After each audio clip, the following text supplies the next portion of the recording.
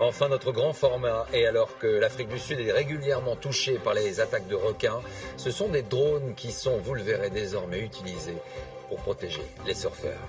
Le grand format de ce samedi, et nous partons ce soir pour l'Afrique du Sud, l'un des pays les plus touchés chaque année par des attaques de requins. Pour y remédier, eh bien, ce sont des drones qui sont aujourd'hui utilisés pour tenter de repérer leur présence aux abords des plages. Sur place, Marc de Chalvon, Sylvain Barral. False Bay, un décor de rêve, à quelques kilomètres du Cap en Afrique du Sud. Et une renommée internationale, connue de tous les surfeurs, pour ses vagues parfaites.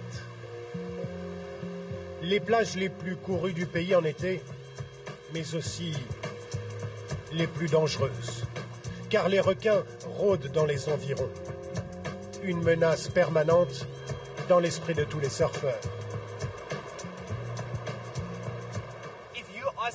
Si vous demandez aux gens pourquoi vous ne surfez pas ici, la réponse est immédiate, parce qu'il y a des requins.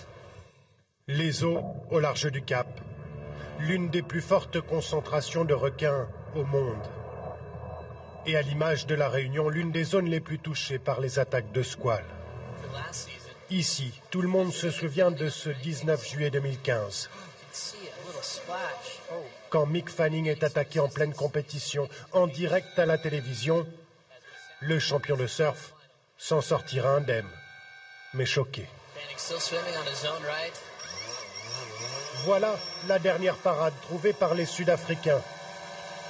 Le drone contre le requin. Depuis quelques mois, ce sont les Shark Spotters qui sont aux manettes. Ces hommes dédiés à la surveillance des squales. Et l'idée est venue de cet homme, surfeur à 16 heures, et propriétaire d'une entreprise de drones. Vous savez, j'ai un ami qui a été attaqué. Ça m'a marqué. Je voyais les spotters sur la place et moi je surfais. Je me suis dit, donnons-leur la technologie et tout le monde sera plus en sécurité. Alex Fourie a mis 2 de ses appareils à disposition et voilà comment le système fonctionne. Quand une alerte est donnée, l'appareil est envoyé sur zone. Il repère la forme de la menace. Les images sont réceptionnées en direct par les Shark Spotters. Une information précieuse pour ces hommes qui passent leur journée à observer la mer avec leurs jumelles à bonne distance. Okay, thanks. D'ici, les surveillants ne peuvent utiliser que leurs yeux. Les drones permettent d'aller beaucoup plus près. L'image envoyée est très claire. Ça devient tellement simple d'identifier l'espèce en question. En fonction de l'espèce ainsi repérée, l'alerte est levée ou non par les Shark Spotters.